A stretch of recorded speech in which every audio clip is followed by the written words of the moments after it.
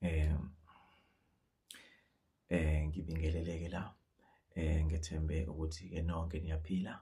Inkosi isanigcinile. La kunomyalezo ke la noma ngithi irevelation evelile ethinta ke izwe laseNingizimu Afrika okuyi South Africa. Ngizohlala ke phekodaba noma ngizohlala odabeni ngendlela eluvezwe ngayo. Ngathi ke la kune meeting la. Le meeting ibanjelwe endaweni esikhungo nje esikhulunyana yabona makusuke kunesemina lapho kunabantu abasuke bebiziwe noma abasuke bemenyiwe ukuthi babe kuleyo ndawo. Leyo ndawo ke beyicishe ibe njengento efana naleyo lapho bengavumelekile ukuthi ungene noma ubani ngoba indawo ebifihlekile bekuyi meeting nje ebifihlekile leyo bekuyilabo nalabo abantu ade kumele beze kuleyo mhlangano noma kuleyo meeting leyo. So ngendlela evezwe ngayo bezikhona zonke izinhlanga esizibonayo noma esizaziyo ezikhona la eSouth Africa bezikhona ke lapho nathi abanye bethu bebekhona ngaphakathi kuleyo meeting. Abantu abamnyama kanjalo ke nezinhlanga ke ezihlukahlukene bepheleleke zonke kuleyo meeting leyo. So lapho ngathi ke kunento ebiyofanalizwa lapho. Angazi ukuthi yini ebekuxoxwa ngayo ngendlela ebifihleke ngayo lento le ukuthi bengimele ngendlela evezwe ngayo ukuthi kungabi khona umuntu owaziyo ngayo. Beyi meeting nje ebinento yokwenza nokuthi kunento ebiyofanalizwa noma ebiyosayina ebinento yokwenza nezwe lethu noma nezwe noma thina singabahlali baseNingizimu Afrika. So mayisaqhubeka ke le meeting le njengoba lento ngiyiboniswa nje kube ngathi kuqhamuka amabutho warriors. Mayeqhamuka lamabutho aqhamuka ngeke ngazama ukuthola ipicture la ebizodepicta kahle amabutho ngendlela abayiyona kodwa befake izinto engathi ziyinsimbi bona izinto ezinayigqoko evale ubuso kanjalo nezingalo yonke nje umzimba eyifihlile ehlomile ephethe ikhali. So mayivela lamabutho lawa avela lapha eminyango engathi ngoba avela eminyango nje egedini lapho aqale khona akakwazanga ukuthi avimbeke njengoba esekulomnyango lo la esezongena la bekufike kubo umnyango ongenela kwindawo engathi open space lapho bekudisplay khona izinto ezama minerals ala eSouth Africa amakhodi izinto njengalezo bedisplayiwe nje lapho bese kunabantu abekhona ke lapho bebheka ukuthi ubani abangenawo bangena banemvume nayo ungena lapho kuleyo ndawo le bese lapha phambili nyane bese kuba nomnyango ke lapho ke ubungena khona ke uze ukwazi ukuba kule meeting le ebikhona ke lapho. So njengoba la babantu ke labantu begadileke la lapho eqaleke khona ngathi bangene ngendluzula lapho egedini lapho thina sibona ngoba sebezongena la kulomnyango lo open space la open space la khona ama minerals bathi bazama ukubavimba nalabo bangavimbeka. Bathi besuka bedlula lamabutho lawo adlula ayongena kulomnyango lo. Mayingena lamabutho kulomnyango bese ngathi kusuka umsindo omkhulu lapho engathi bengamele ngene abantu lapho.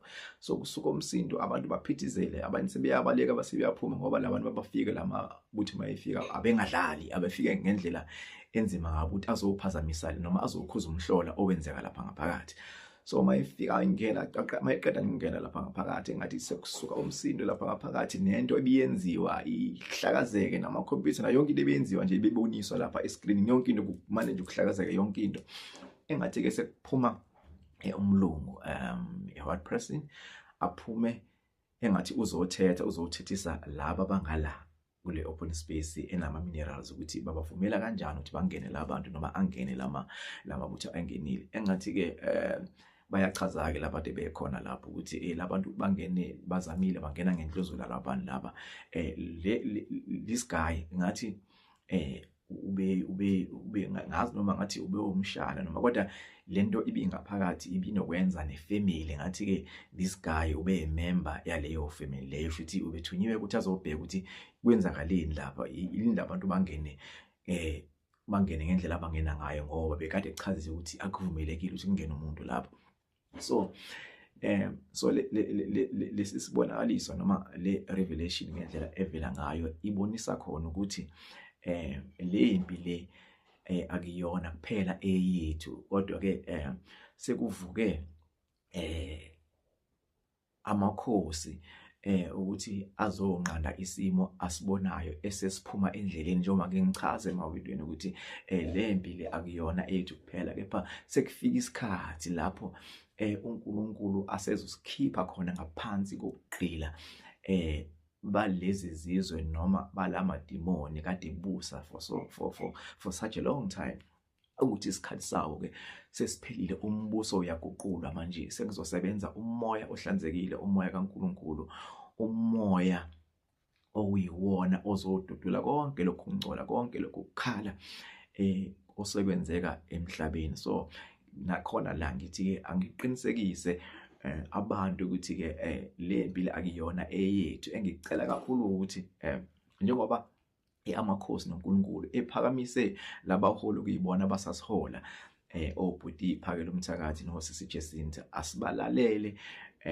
ngoba bakhethiwe baphakanyisiwe ukuthi bona bazobhekelela ukuthi izwe libuya ngayiphi indlela, futhi njengoba ugovernment enza ngendlela enza ngayo, ufuna ukustrapha ukuthi ekugcineni kube ngathi thina into esiyilwelayo ayikho, ithina estrong. So abaholi babesitshela ngendlela izinto kumele sihambise ngayo, kakhulukazi ngoba kusondela i-30 zikaJuni, senze exactly ngendlela abasho ngayo, ngoba iyona ndlela le esonqoba ngayo. Asikho futhi sodwa kule mpi le.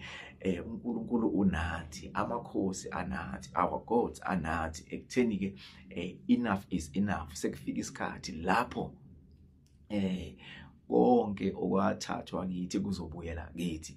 Okubalulekile le ukubambana nokukhombisa ukuhlakanipha, ngoba ngicabanga ukuthi njengoba le mpi ilwa ngendlela elwa ngayo, mangasuthi uyabheka igeneration ekuyiyona ephakamile ukulwa, kuyangifikela ukuthi ngithi igeneration eyayikade iyikhona kulezi zimpi zakudala, izimpi zasesandlwana, izimpi eziningi nje ezala ubhambatha, izimpi njengalezo kufa abantu belwela ize. Ile mimoya ke evuke kuthina ukuzothatha lokhu okwathathwa kithi, ekumele masiqonde ukuthi indlela ekumele masisebenzise manje indlela ekumele ibe nobuchule, ngoba leli demoni lika government esibhekene nalo linobuqili omangalisa. Amademoni asebenza ngobuqili.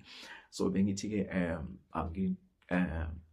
angingidlale lokho ukuze mhlambe sonke sibe on the same page, nanokuthi ngiphinde ngiqinisekise noma ngigqugquzele labo uNkulunkulu afika akhulume kubona, bangasabi ukukhuluma ngezinto ezokwazi ukusisiza ukuze le mpi le esibhekene nayo siyinqobe, ngoba khona ukuyinqoba sizoyinqoba, ngoba akuyona kuphela eyethu, kepha uNkulunkulu unathi, futhi ke usihambela phambili ukuthi asilwele sinqobe.